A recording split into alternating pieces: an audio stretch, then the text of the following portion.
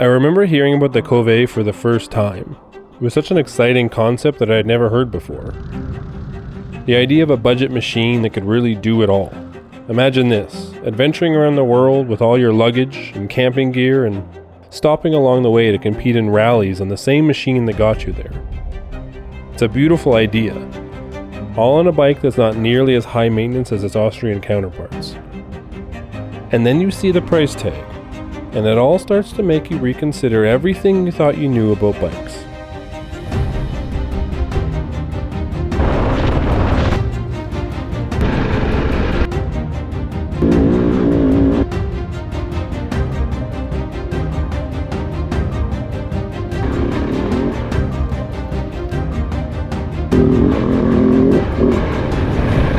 Oh, this is beautiful!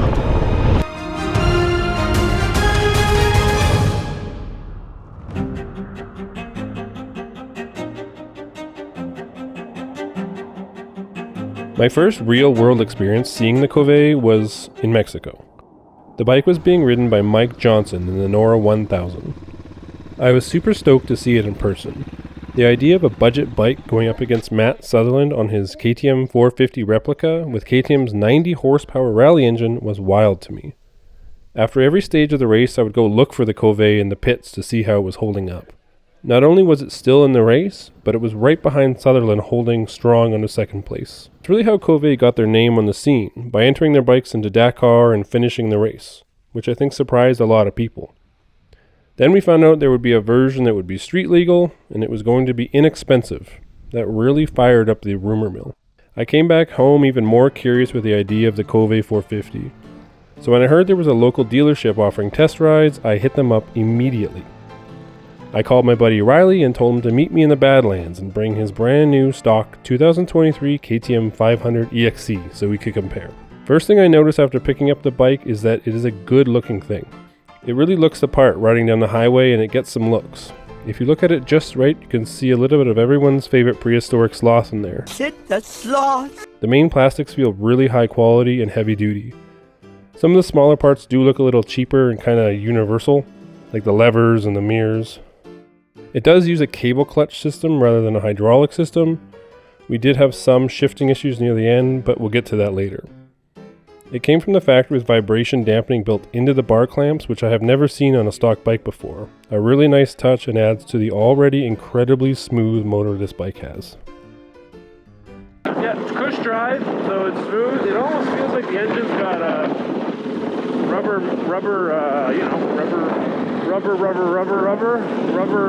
mounted bolts in it. It's just so smooth. What I was trying to spit out was rubber mounted motor mounts.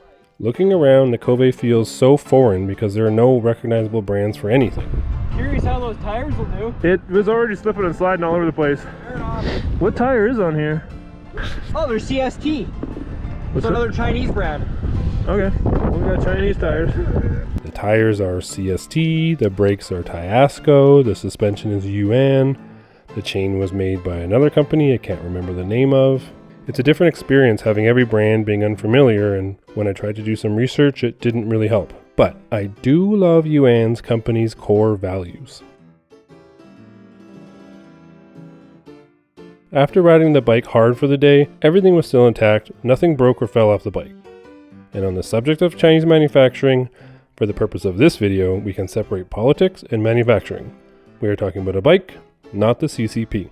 This subject has endlessly been debated, and I can't be bothered, so back to the bike. Alright, big girl, let's get you up here. The bike is heavier than I was expecting. It's about 320 pounds dry, and with fuel, coolant, and oil, it's going to be closer to 400 pounds, which is pushing close to adventure bike territory. It does handle that weight really well when moving. It feels sort of DRZ or 690 weight-ish. Which brings up an interesting point. What do you compare this bike to? I have watched a few other reviewers comparing these to different bikes, like the 500, the 690, or even the Tenere 700. It doesn't really seem like anyone can agree on what the appropriate bike to compare it with. And after riding it, I can see why. We'll have to do just because I compare it to the T7 and the Africa Twin and the 890, which are oodles more power. But no, it... What about compared to a 500? Feels slow. Kind of like a DR almost. It is. It's very, you know what? But less, no bottom end. Weight wise, power wise, it is very DRZ 400-ish. Yeah. Extremely. Yeah, DRZ 400. What do you think of the smoothness? It's smooth. It's very smooth. Definitely lacking that 450. Wow. Do you think the smoothness and the windshield is taking away your sense of speed, or it's just that slow?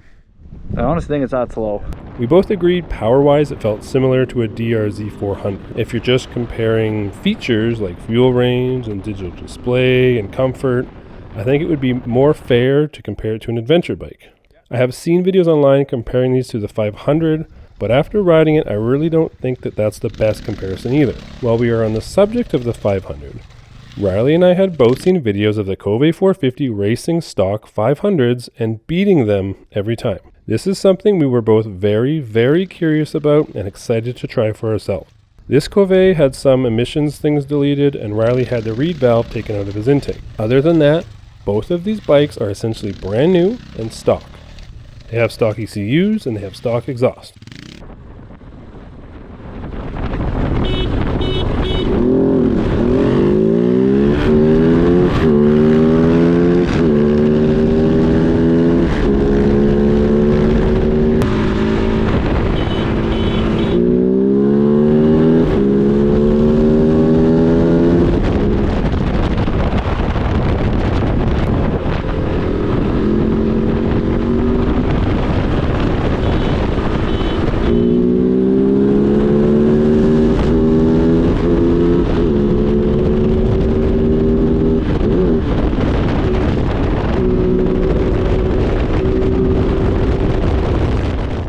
Our results made me very curious about how they were getting such different results in the States. Perhaps they have different mapping, I'm not sure. The power of the Kove felt pretty good high in the rev range, but you really have to rev it all the way out. Under 7,000 RPM, that motor feels pretty choked up. On the highway in 6th gear on the way out, it felt great. But on the way back, there was a very strong headwind, and you could really feel the Kove struggling in 6th to maintain highway speed. It was sitting at around 6,000 RPM, and I was holding it full throttle.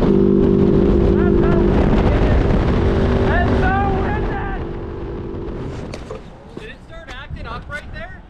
Right now? Like just back there, here? Like on the highway? Yeah. That was full throttle. Ah! Yeah. Like I was in 6th? Because I seen you going like this. That was it? Because I was like, oh, it's windy. Because I still had, I had plenty to go. In 6th? Yeah. Yeah. that was it. That was it. I would have had to go down to first. Because it went to like 199 and I was like... So pushing wind, obviously, again, so their map isn't right for power. I don't know. After we were done riding the bike and talking to the guys at the dealership, we mentioned the power, and they did say Kove was working on a new map for the bike and that they were going to be getting it soon. I have seen a lot of people complaining about the suspension, that it is too stiff and that it doesn't squat properly. It seems stiff to me. Like on the highway, it's smooth, but like I noticed a couple bumps. I have zero sag. Really like when I sit on it, okay. I have like zero sag. He said they played with everything. Oh, okay. So maybe. That's stiff. The bike does have adjustable suspension. I was told by the shop that we borrowed it from that it was set up for the owner. Since they were kind enough to let us borrow the bike for the day, I didn't want to touch any of their settings. So I don't know how they had the suspension set. That's really stiff. Not just me. No. Riley's not the heaviest of people. I am around 6'2", 210 pounds without gear, and also carrying a heavy backpack full of camera gear, and it did feel stiff to me. On some bumps while I was riding, the back end would buck pretty hard.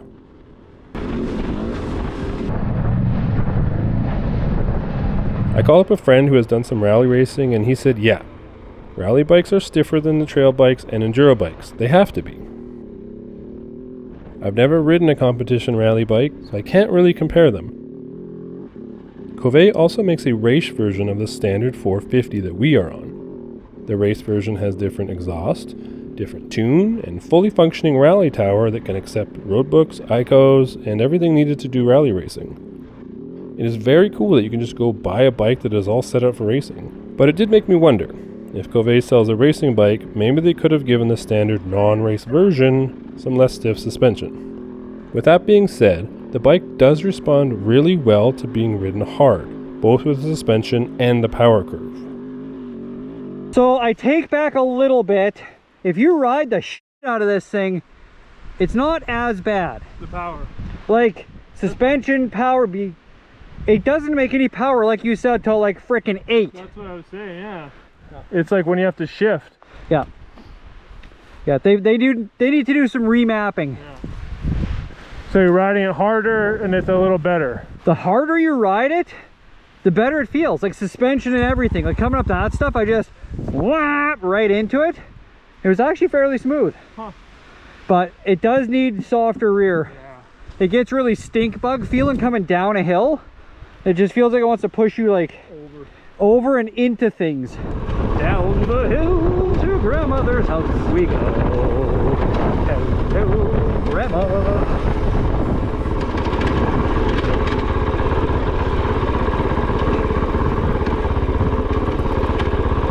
Doing a little surfing here.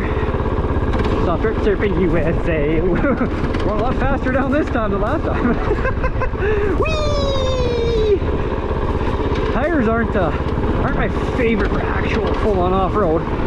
Probably a great old sport tire.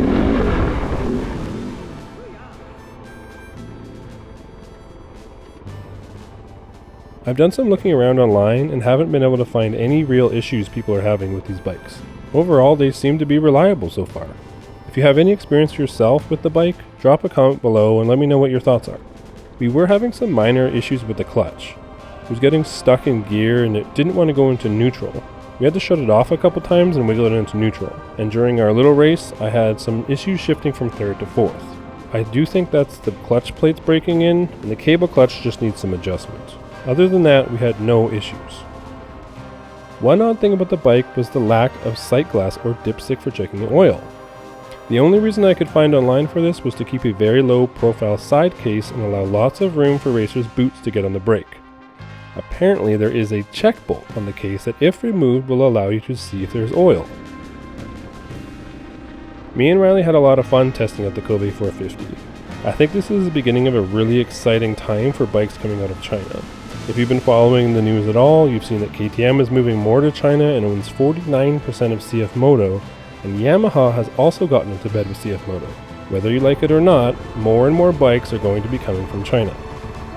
I am eager to see what Kove has planned for the future. For a company's first go at a bike, it is an amazing product. And if you own one or have ridden one, please comment below and tell me your experience on the bike. Like I said, we only had it for a day. And I'm sure if you had more time with the bike, you could probably get it set up a little bit better for a specific rider. Thank you so much for watching these videos. They take me a lot of time. So if you could subscribe and leave a comment or a like, it goes a long way to encourage me along. And a huge thank you to Alberta Powersport for letting us take the Kove out for the day. I'll leave a link to their website if you want to check them out for yourself.